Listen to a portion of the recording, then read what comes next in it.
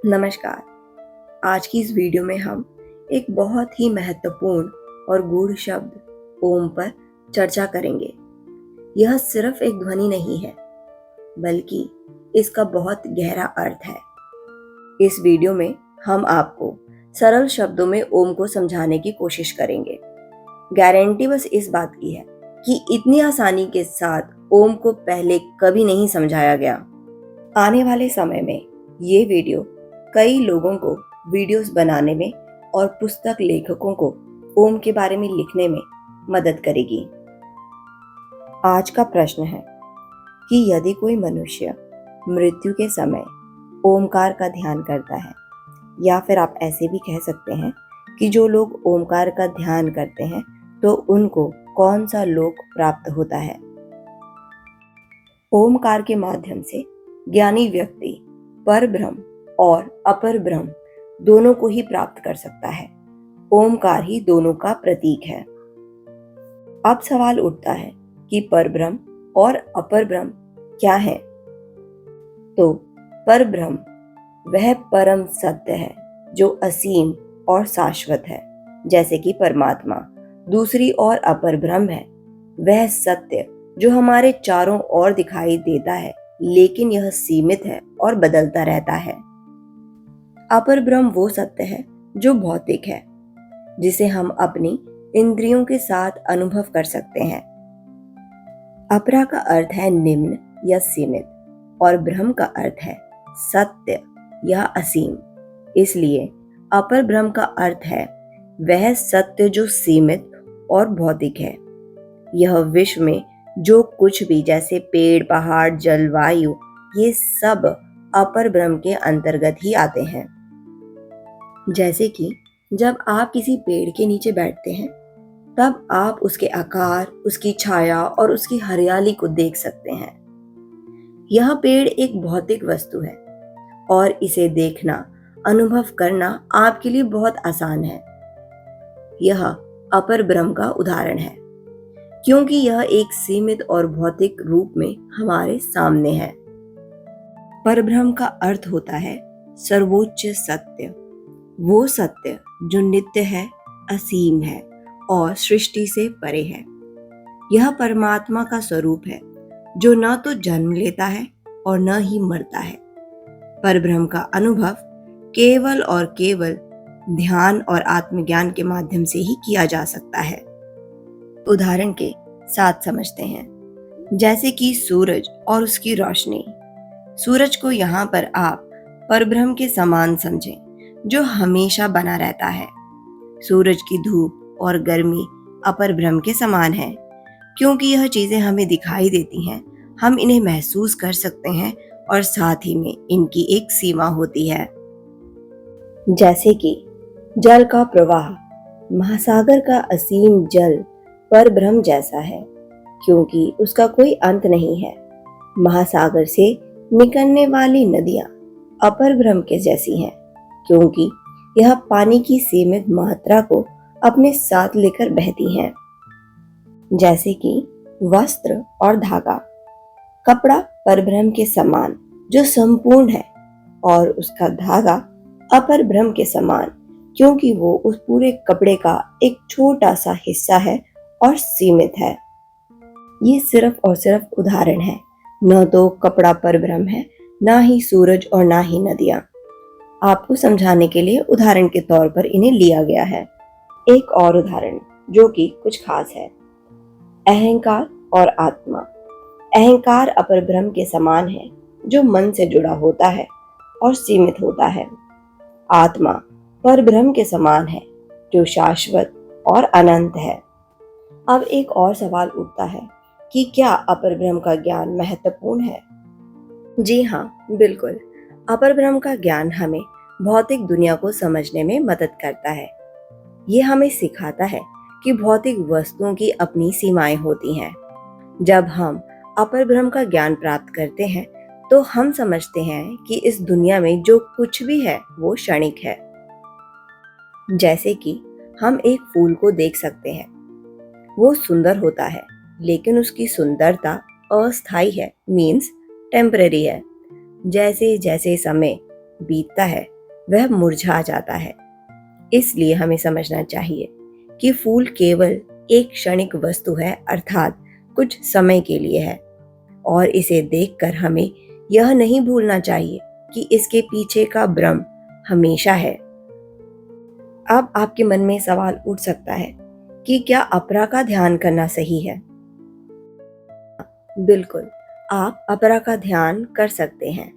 शर्त सिर्फ इतनी है कि इसे एक साधना के रूप में देखें।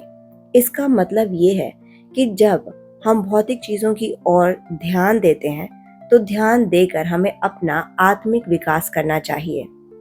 जैसे कि जब एक साधक ध्यान करता है तो वह अपने चारों ओर की प्राकृतिक सुंदरता जैसे पेड़, फूल, नदी को देखकर अपनी आत्मा को शुद्ध करता है और इस तरह से भौतिक वस्तुओं के माध्यम से परब्रह्म की ओर बढ़ता है। ओमकार का ध्यान करने से ज्ञानी व्यक्ति परब्रह्म या फिर अपर ब्रह्म यानी कि परमात्मा या फिर भौतिक सत्य, इन दोनों में से किसी एक को प्राप्त करता है। ओमकार इन दोनों का ही प्रतिनिधित्व करता है और इसके माध्यम से हमें जीवन के सत्य और आत्मा के वास्तविक स्वरूप का बोध होता है। अब एक बहुत ही जरूरी सवाल कि ओमकार का इतना महत्व क्यों है और क्या इसका हर अक्षर किसी खास चीज का प्रतीक है? यह एक बहुत ही जरूरी और सुंदर प्रश्न है। ओम की महत्ता यानी कि इसके महत्व को समझने के लिए हमें इसे गहराई से देखना होगा। ओम को ब्रह्मांड की मूल ध्वनि माना जाता है। इसका हर हिस्सा कुछ गहरे आध्यात्मिक अर्थ को धारण करता है। ओम की 3 ध्वनियां होती हैं, अ, उ और म। अ से आकार, उ से उकार और म से मकार। पर हम इसे और भी आसानी के साथ समझेंगे। ये ध्वनियां न केवल अलग अलग ध्वनियों का प्रतिनिधित्व करती हैं, बल्कि पूरे ब्रह्मांड की प्रकृति को दर्शाती हैं। अ सृष्टि का आरंभ है। इसका अर्थ है निर्माण और जीवन का आरंभ। उ विस्तार का प्रतीक है। इसका मतलब है जो कुछ उत्पन्न हुआ है वह जीवित है और धीरे धीरे वह सब कुछ विकसित हो रहा है। म संहार का प्रतीक है। इसका अर्थ है अंत, जहां सब कुछ समाप्त हो जाता है ताकि नए तरीके से सब कुछ फिर से बन सके। यह तीनों अवस्थाएं हमारे भौतिक संसार का हिस्सा हैं। जब हम इनमें से केवल किसी एक अवस्था का ध्यान करते हैं, अर्थात किसी एक मात्रा का या ध्वनि का ध्यान करते हैं, तो हम पूर्ण सत्य तक नहीं पहुंच पाते और हमें फिर से इस भौतिक संसार की ओर लौटकर आना पड़ता है। लेकिन यदि साधक अपने मन को 2 मात्राओं या ध्वनियों पर केंद्रित करता है, जैसे कि अ और उ, तो यह ध्यान उसे आकाश तक पहुंचा देता है। इसका मतलब है कि साधक का ध्यान आकाश या अंतरिक्ष के स्तर पर बढ़ जाता है। इसके आगे जहां उसे यजुर्वेद के मंत्रों के प्रभाव से सोमलोक तक पहुंचाया जाता है। सोमलोक स्वर्गीय सुख या आनंद की अवस्था का प्रतीक है, जिसे ध्यान और तपस्या के द्वारा प्राप्त किया जाता है। सोमलोक में साधक आनंद और विभूति का अनुभव करता है। सोमलोक का अर्थ है स्वर्ग। यह एक उच्चतम स्थिति है। आनंद का अर्थ है आत्मिक सुख और विभूति का अर्थ है महान शक्तियां। तो इन सब का अनुभव वह साधक करता है। लेकिन इस अनुभव के बाद भी उसे फिर से इस संसार की ओर वापस लौटना पड़ता है।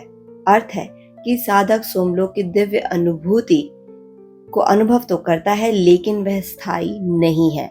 उसे पुनः जन्म मरण के इस पूरे चक्र में वापस लौटना पड़ता है। ध्यान की संपूर्णता तब प्राप्त होती है जब साधक संपूर्ण ओम का ध्यान करता है, जिससे वह ब्रह्म को प्राप्त करता है और जन्म मरण के इस चक्र से मुक्त हो जाता है। निष्कर्ष, केवल आंशिक ध्यान आपको अल्पकालिक सुख देता है, यानी कि कुछ ही सुख देता है, लेकिन स्थायी मुक्ति के लिए संपूर्ण ब्रह्म का ध्यान करना पड़ता है।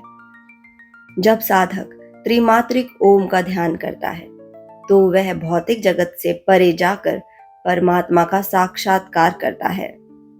यह साधक को सभी पापों और दोषों से मुक्त करता है, जैसे कि सांप अपनी पुरानी त्वचा को छोड़ देता है। इस ध्यान के माध्यम से साधक को ब्रह्मलोक की प्राप्ति होती है, जो सर्वोच्च आध्यात्मिक स्थान है। वहां पहुंचकर वह परम पुरुष परमात्मा का अनुभव करता है। ओमकार की 3 मात्राएं, जो सृष्टि के 3 पहलुओं उत्पत्ति, स्थिति और संहार का प्रतिनिधित्व करते हैं, इन्हें अलग अलग नहीं किया जा सकता। यह एक दूसरे से जुड़े हुए हैं। यह तीनों मात्राएं बाहरी दुनिया, आंतरिक जीवन और मध्य अवस्था से संबंधित हैं। जो व्यक्ति इन 3 अवस्थाओं का ध्यान करता है वह जीवन की सभी अवस्थाओं को समझ सकता है। ओमकार का सही ध्यान साधक को भौतिक अस्तित्व और मृत्यु के चक्र से मुक्ति प्रदान करता है और उसे मोक्ष की ओर अग्रसर करता है। इसके ध्यान से साधक का मन स्थिर हो जाता है और वह किसी भी बाहरी या आंतरिक उत्तेजना से प्रभावित नहीं होता। और यही आत्मज्ञान की अवस्था होती है, जहां साधक पूर्ण शांति और स्थिरता को प्राप्त करता है। वेदों के माध्यम से ज्ञानी जन परम सत्य यानी कि ब्रह्म का ज्ञान प्राप्त करते हैं। ऋग्वेद, यजुर्वेद, सामवेद में ब्रह्मांड और जीवन के मूलभूत सिद्धांत निहित हैं, जिन्हें समझने के लिए गहन चिंतन और ध्यान की आवश्यकता है। इस ओमकार को आयतन या साधन कहा गया है, जिसके द्वारा साधक परमात्मा की प्राप्ति कर सकता है। इस ओमकार को सभी ध्वनियों और मंत्रों का स्तोत्र माना गया है और इसके ध्यान के माध्यम से साधक अपनी आत्मा को शुद्ध कर ब्रह्म के साथ एक तत्व स्थापित कर पाता है। यह ध्यान साधक को शांति, अमरता और निडरता की ओर ले जाता है। यह शांति बाहरी नहीं बल्कि आंतरिक होती है और यह उस स्थिति की ओर संकेत करती है जहां साधक संसार के मोह माया और जन्म मृत्यु के चक्र से मुक्त हो जाता है। यह कहा गया है कि ब्रह्म जिसे परिवर्तन छू नहीं सकता यानी कि अजर है, जिसकी मृत्यु नहीं होती यानी कि अमृत है, जो भय से मुक्त है यानी कि अभय है। यह ध्यान साधक को ब्रह्म के साथ इस अवस्था को प्राप्त करने में सहायक होता है। इस वीडियो की जानकारी प्रश्न उपनिषद से ली गई है, जो समझने में बहुत कठिन हो सकती है, लेकिन मुझे आशा है कि मैंने सबसे आसान तरीके के साथ आपको सही जानकारी प्रदान की है। अगर आपको यह वीडियो पसंद आया हो तो चैनल को सब्सक्राइब, वीडियो को लाइक करें और साथ ही में अपने विचारों को कमेंट में ज़रूर साझा करें। धन्यवाद।